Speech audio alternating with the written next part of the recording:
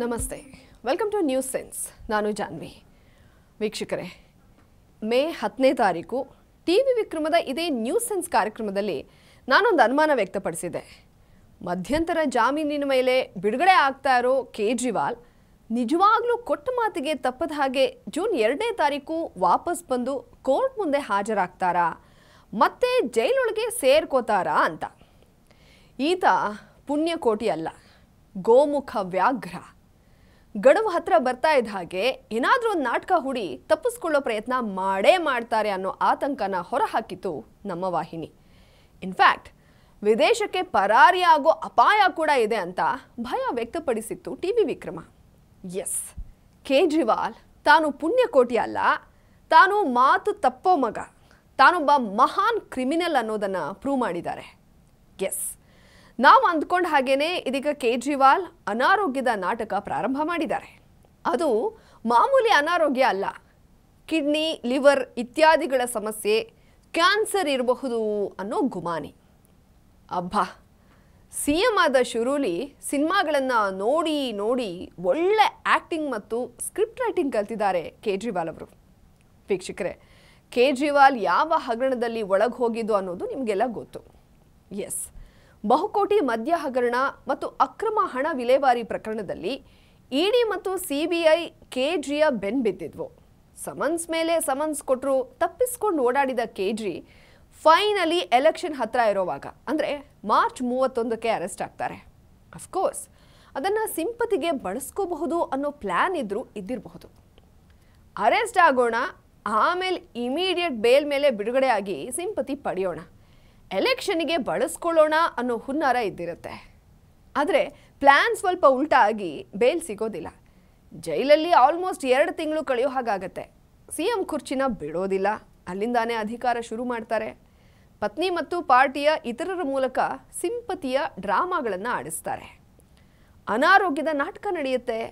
ಮಾವಿನ ಹಣ್ಣು ತಿಂದು ಶುಗರ್ ಹೆಚ್ಚಿಸಿಕೊಳ್ಳೋ ಪ್ರಯತ್ನ ಆಗುತ್ತೆ. ಏನೇ ಮಾಡಿದರೂ ಬೇಲ್ ಸಿಗೋದಿಲ್ಲ. ಸಾಕ್ಷಿಗಳು, ದಾಖಲೆಗಳು ಬಲವಾಗಿರೋದ್ರಿಂದ ಹೊರಗೆ ಬರೋಕ್ಕಾಗೋದಿಲ್ಲ. ಆದರೆ ಮೇ 10ನೇ ತಾರೀಕು ಒಂದು ಕನ್ಸೆಷನ್ ಕೊಡುತ್ತೆ ನ್ಯಾಯಾಲಯ. ಚುನಾವಣೆಗೆ ಪ್ರಚಾರ ಮಾಡಿ ಮತ್ತೆ ವಾಪಸ್ ಬಂದು ಜೈಲಿಗೆ ಸೇರ್ಕೋ ಅಂತ. ಎಸ್, 22 ದಿನದ ಮಟ್ಟಿಗೆ ಮಧ್ಯಂತರ ಜಾಮೀನು ಕೊಡುತ್ತೆ. ಸಾಕಷ್ಟು ಕಂಡೀಷನ್ಸ್ ಹಾಕಿರುತ್ತೆ ಘನ ನ್ಯಾಯಾಲಯ. CM ಕಚೇರಿಗೆ ಹೋಗೋ ಹಾಗಿಲ್ಲ, ಅಫಿಷಿಯಲ್ ಮೀಟಿಂಗ್ಸ್ ನಡೆಸೋ ಹಾಗಿಲ್ಲ, ಕೇಸ್ ಬಗ್ಗೆ ಮಾತಾಡೋ ಹಾಗಿಲ್ಲ, ದಾಖಲೆಗಳನ್ನು ಮುಟ್ಟೋ ಹಾಗಿಲ್ಲ, ಸಾಕ್ಷ್ಯಗಳನ್ನು ಸಂಪರ್ಕಿಸೋ ಹಾಗಿಲ್ಲ. ಹೀಗೆ ಸಾಲು ಸಾಲು ಷರತ್ತು ಹಾಕಿಯೇ ಕಳಿಸುತ್ತೆ. ಕೇಜ್ರಿ ಸಾಹೇಬರು ಫೈನಲಿ ತಾತ್ಕಾಲಿಕ ಬಿಡುಗಡೆ ಪಡೆದು ಆಚೆ ಬರ್ತಾರೆ.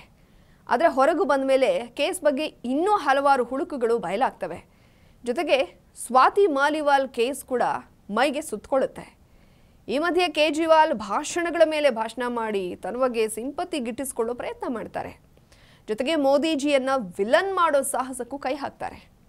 ಯಾವುದೂ ವರ್ಕ್ ಆಗೋದಿಲ್ಲ. ಇದ್ರ ಮಧ್ಯ ಜನರನ್ನ ವಿನಂತಿ ಮಾಡ್ಕೋತಾರೆ ಕೇಜ್ರಿವಾಲ್. ಏನಂತ?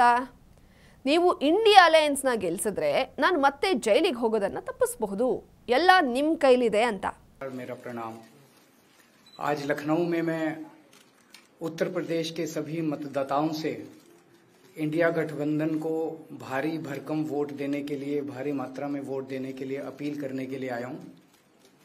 अपील करना चाहता हूं कि इंडिया गठबंधन के, यहाँ पे सपा और कांग्रेस का गठबंधन है, इंडिया गठबंधन का जो जहां से कैंडिडेट है उसको भारी मात्रा में वोट देकर आप सब लोग जिताइए। ಆದರೆ ಕೋರ್ಟ್ ಇದಕ್ಕೆ ಇಂಡೈರೆಕ್ಟ್ ಆಗಿ ರಿಯಾಕ್ಟ್ ಮಾಡಿ ಹೇಳುತ್ತೆ, ಷರತ್ತಿಗೆ ಒಪ್ಕೊಂಡು ಹೋಗಿದೆಯಾ, ಮುಚ್ಕೊಂಡು ಬಂದು ಜೈಲಿಗೆ ಸೇರ್ಕೋಬೇಕು, ರಿಸಲ್ಟ್ ಬರೋ ಮೊದಲು ಜೈಲೊಳಗೆ ಇರಬೇಕು ಅಂತ. ಎಸ್, ಇದು ಕೇಜ್ರಿವಾಲ್ಗೆ ಹಗಲು ರಾತ್ರಿ ಬಾಧಿಸೋದಕ್ಕೆ ಶುರು ಮಾಡುತ್ತೆ. ಹೇಗೆ ಜೂನ್ 2ಕ್ಕೆ ಜೈಲಿಗೆ ಹೋಗೋದನ್ನು ತಪ್ಪಿಸ್ಕೊಳ್ಳೋದು ಅಂತ. ಈಗ ಆತನ ಆಪ್ತೆ ಆಮ್ ಆದ್ಮಿ ಪಾರ್ಟಿಯ ಆತಿಶಿ ಹೇಳ್ತಾ ಇದ್ದಾರೆ, ಕೇಜ್ರಿವಾಲ್ಗೆ ಕ್ಯಾನ್ಸರ್ ಇರಬಹುದು, ಅವರ ಆರೋಗ್ಯ ತುಂಬ ಹದಗೆಡ್ತಾ ಇದೆ ಅಂತ. ಕೇಜ್ರಿವಾಲ್ ದೇಹದಲ್ಲಿ ಕೀಟೋನ್ ಜಾಸ್ತಿ ಆಗಿದೆ, ಏಕಾಏಕಿ ತೂಕ ಏರುಪೇರಾಗ್ತಾ ಇದೆ, ಕಿಡ್ನಿ ಪ್ರಾಬ್ಲಮ್ ಇರಬಹುದು ಅಥವಾ ಯಾವುದೋ ಕ್ಯಾನ್ಸರ್ ಇರಬಹುದು.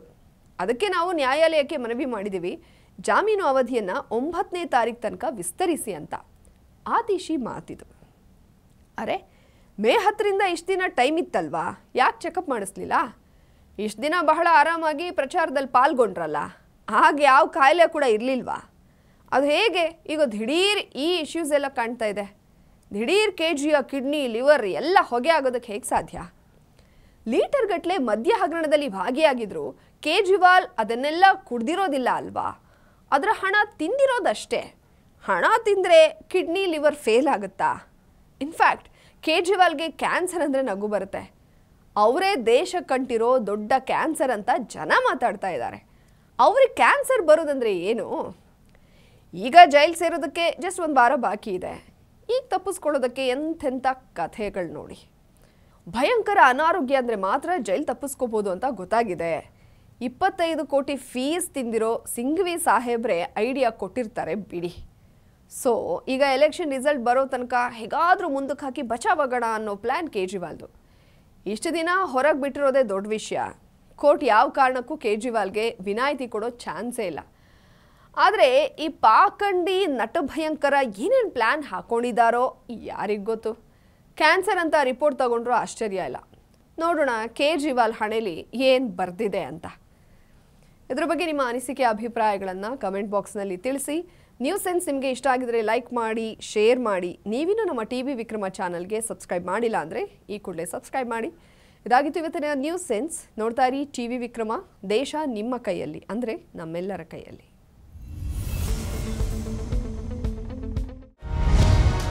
ಟಿವಿ ವಿಕ್ರಮ, ದೇಶ ನಿಮ್ಮ ಕೈಯಲ್ಲಿ. ಈ ಕಾರ್ಯಕ್ರಮ ನಿಮಗೆ ಇಷ್ಟ ಆಗಿದ್ದಲ್ಲಿ ಲೈಕ್, ಶೇರ್ ಹಾಗೂ ಕಮೆಂಟ್ ಮಾಡಿ. ಟಿವಿ ವಿಕ್ರಮದ ಕಾರ್ಯಕ್ರಮಗಳನ್ನು ನಿರಂತರವಾಗಿ ವೀಕ್ಷಿಸಲು ಸಬ್ಸ್ಕ್ರೈಬ್ ಮಾಡಿ, ಬೆಲ್ ಐಕನ್ ಒತ್ತಿ.